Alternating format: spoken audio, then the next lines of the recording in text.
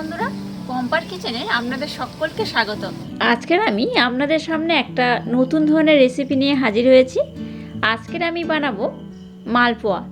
আপনারা বাড়িতে সব সময় আটা, ময়দা, সুজির মালপোয়া বানিয়ে খান, কিন্তু আজকের আমি একটা ইউনিক উপকরণ দিয়ে এই মালপোয়াটা বানাবো।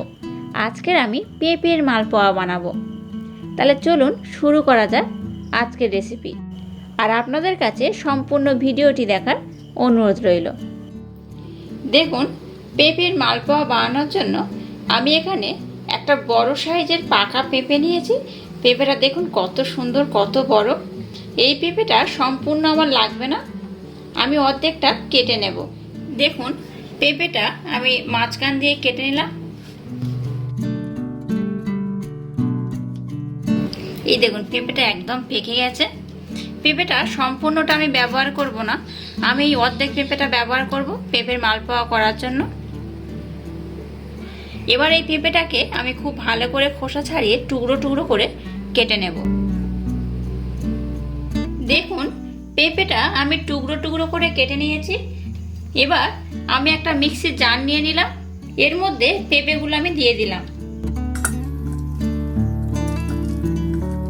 এর মধ্যে দিয়ে দিলাম এই যে কাপ নিয়েছি, এই কাপের হাফ কাপ চিনি।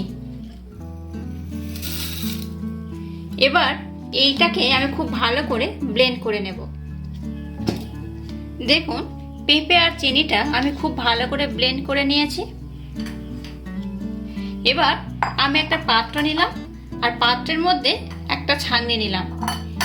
যে পেঁপেটা আমি ব্লেন্ড করলাম সেই পেঁপেটা এই ছাঁকনির মাধ্যমে ছেঁকে নেব।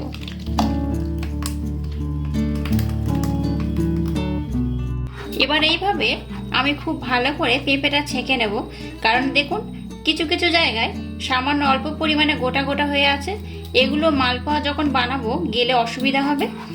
এইভাবে ওই জন্য ছেঁকে নিতে হবে একবার। বাকি যেগুলো পড়ে থাকবে, মানে এইভাবে যেগুলো থাকবে, এগুলোকে আবার আপনারা ব্লেন্ড করে নিতে পারেন। পেঁপের মালপোয়া বানানোর জন্য যে পেঁপেটা আপনারা ব্যবহার করবেন সেটা একটু বেশি পাকা হলে ভালো হয়, তাই আমি একটু বেশি পাকা পেঁপে ব্যবহার করেছি। আপনারা দেখেছেন আমি কতটা পাকা পেঁপে ব্যবহার করেছি। দেখুন, আর একটা আমি মিক্সির জার নিয়ে নিয়েছি। এখানে আমি হাফ কাপ সুজি নিয়েছি, এই যে কাপটা ব্যবহার করেছি এই কাপের হাফ কাপ। চিনিটাও আমি এই কাপের হাফ কাপ ব্যবহার করেছি। এবার এই সুজিটাকে মিক্সির জারের মধ্যে দিয়ে দিলাম। সুজিটাকে এবার আমি ভালো করে ব্লেন্ড করে নেব। এবার আমি একটা পাত্র নিয়ে নিয়েছি, এর মধ্যে দিয়ে দিলাম 1.5 কাপ ময়দা। যে কাপে আমি সুজি চিনি ব্যবহার করেছি সেই কাপে 1.5 কাপ ময়দা নিয়ে নিলাম। আর যে সুজিটা আমি ব্লেন্ড করলাম হাফ কাপ সুজি, সেটা দিয়ে দিলাম। যে কোনো মিষ্টি জিনিসে একটু লবণ দিলে তার স্বাদটা বেশ সুন্দর হয়, তাই আমি এখানে দেখুন ছোট চামচের 3 ভাগের 1 ভাগ লবণ ব্যবহার করলাম। দিয়ে দিলাম মিল্ক পাউডার, মানে গুঁড়ো দুধ, এই চামচের 1 চামচ। মিল্ক পাউডারটা অপশনাল, আপনারা নাও দিতে পারেন, কিন্তু মিল্ক পাউডার দিলে এর টেস্ট অনেক গুণ বেড়ে যায়।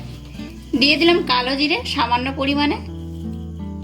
এবার সমস্ত উপকরণ আমি খুব ভালো করে মিক্সড করে নেব। দেখুন, সমস্ত উপকরণ আমি খুব ভালো করে মিক্সড করে নিয়েছি। এবার যে পেঁপের পাল্প আমি বানালাম সেই পেঁপের পাল্প আমি দিয়ে দিলাম এর মধ্যে। পেঁপের পাল্প আমি একসাথে সবটা দেব না, অল্প অল্প দেব, আর এটাকে খুব ভালো করে মিক্সড করব। আপনারা চাইলে হাতের মাধ্যমেও এটাকে খুব ভালো করে মিক্সড করতে পারেন। দেখুন, এইভাবে আমি অল্প অল্প দিলাম আর এটাকে খুব ভালো করে মিক্সড করলাম। দেখুন, সমস্ত পেঁপের পাল্প আমি ব্যবহার করে নিয়েছি। পেঁপের পাল্প দিয়ে মিক্সড করার পর ঘনত্বটা ঠিক এরকম হয়েছে। আমি যেহেতু সুজি ব্যবহার করেছি, সুজিটা প্রচুর পরিমাণে জল অ্যাবজর্ব করে, তাই আমি এর মধ্যে একটু লিকুইড দুধ ব্যবহার করব। দেখুন, আমি এখানে লিকুইড দুধ নিয়েছি। লিকুইড দুধটা পরিমাণ নেই, আপনারা যেমন ব্যাটারটা বানাতে লাগবে ঠিক সেইভাবে ব্যবহার করবেন। আমি ব্যাটারটা বানিয়ে আপনাদেরকে দেখাচ্ছি এটা কেমন হয়। আপনারা এই মিশ্রণটা জল দিয়ে গুলতে পারেন, কিন্তু আমি এখানে লিকুইড মিল্ক ব্যবহার করলাম। লিকুইড মিল্ক ব্যবহার করলে এর টেস্ট অসাধারণ হয়।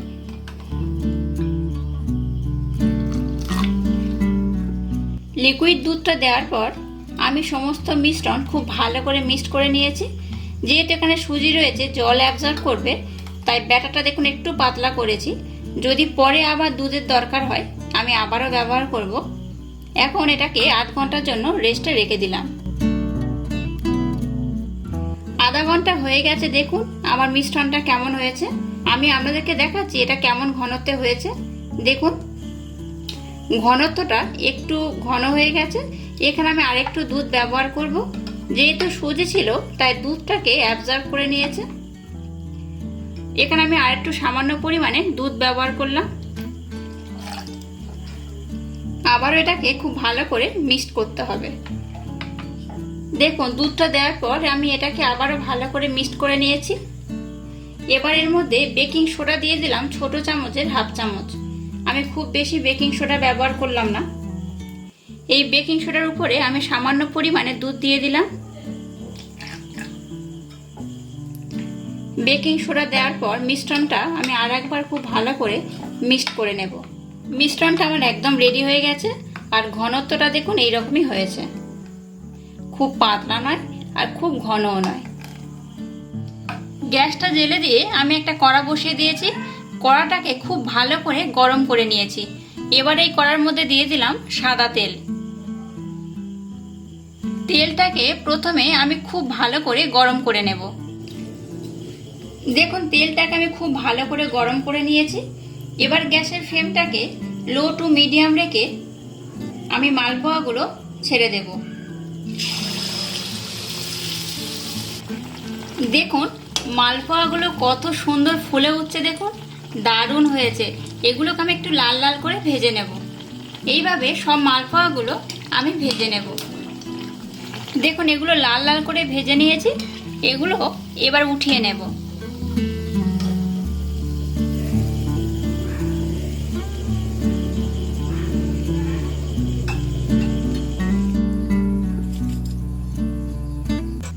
দেখুন পেঁপের মালপোয়াগুলো একদম রেডি হয়ে গেছে।